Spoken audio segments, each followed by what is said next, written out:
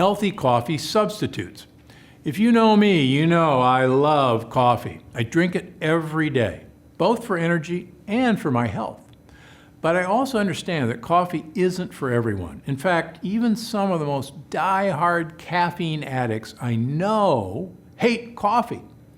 So, what should you do if you're not a coffee person, but you need a morning pick-me-up or a 3 p.m. jolt? Well, in just a minute, I'm going to share some of my favorite coffee substitutes and a hack for people who just don't love the bitterness of coffee. But first, I've got a quick question for you. Are there any health issues you'd like to learn more about? Maybe a fad diet taking the internet by storm, or that one trendy workout all your friends are doing. Or perhaps you've got questions about the latest longevity research.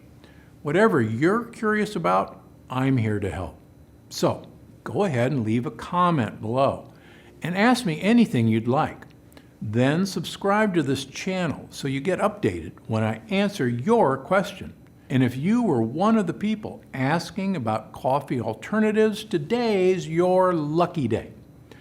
First, I want to know why you're looking for a coffee alternative. If you simply don't like the taste, or if it's got too much caffeine, I'll get to those concerns in a minute. But if you read an article saying that coffee is unhealthy, I want to put that myth to rest once and for all and tell you, coffee is healthy for you. Unless your doctor tells you otherwise, it's fine to drink coffee. In fact, regular coffee drinkers are shown to burn fat faster, enjoy improved energy and focus, and even have an easier time with their blood sugar. Plus, there's also some links between long-term cognitive health and coffee drinking. So, if you happen to love coffee and your doctor says it's okay, go ahead, drink up. Just don't add sugar or A1 milk to the mix. Those are what makes coffee unhealthy. Of course, if you're one of those people who only likes their coffee sweetened and milky, consider coconut milk, stevia, unsweetened cocoa powder, or even cinnamon as additives. You'll get the essence of sweetness without the dangers of sugar. In fact, if you blend coffee with ice, coconut milk, a couple of drops of stevia, and cocoa powder, it tastes just like a mocha milkshake. Yum! But what if you actually want to avoid coffee entirely? Well, one of my favorite warm, comforting drinks of all time is your basic hot cocoa. I've actually got a hot cocoa recipe right here on this channel. Really, all you need to do is melt bittersweet chocolate into simmering coconut milk, and you're taken care of. You'll still enjoy some fantastic polyphenol benefits, and it's a great sweet treat at the end of the day. And whether you like it hot or iced, tea is always an option.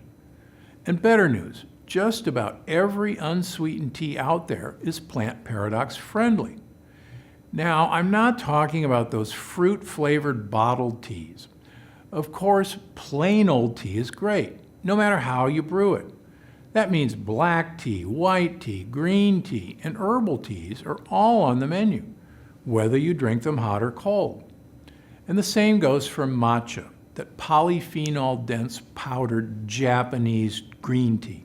Just don't get it from China. Now remember, much like your coffee, you should not be drinking your tea with sugar or milk, no matter how traditional it may be. Love a matcha latte? I'll bet you'd love it more with coconut or almond milk. Now, you might be thinking, but Dr. Gundry, what about all those popular coffee substitutes? You know, the ones that look like coffee and may even taste like coffee, but aren't made with coffee beans. Well, before I go, I'll break a few of the most common ones down for you, starting with chicory coffee. Now, you can find chicory root in coffee, or you can find it on its own in a dark, bitter, coffee-free drink. It's pretty common in the American South, but these days you can find it anywhere. It tastes pretty similar to coffee, but it's naturally caffeine-free. And you know what? It's great for you. Not only is it delicious, but it's a fantastic source of inulin. And inulin is a kind of fiber that is your gut bug's favorite thing to eat. So when you drink a warm, comforting cup of chicory, you're feeding those gut bugs too. Now, another common coffee swap is called ticino. Think tea cappuccino.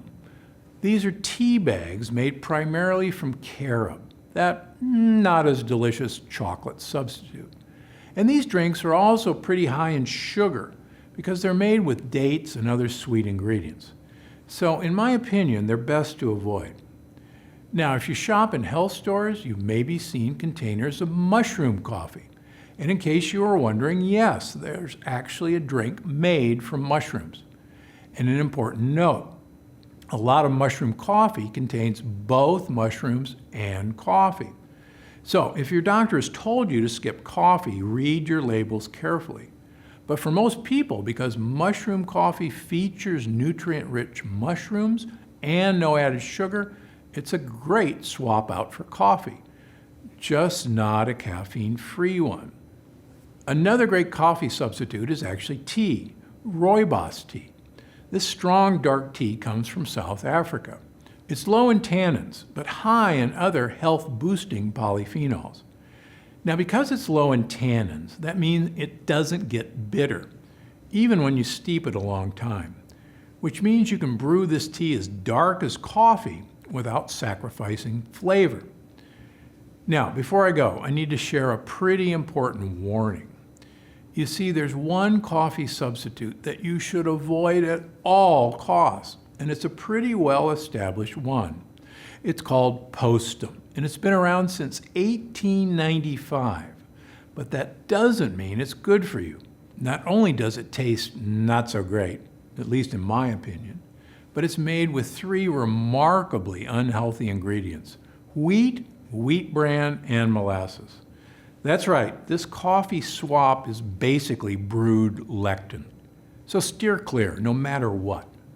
But other than Postum and ticino, go ahead and enjoy these common coffee swaps as much as you want. Just don't add milk and sugar. Because I'm Dr. Gundry, and I'm always looking out for you.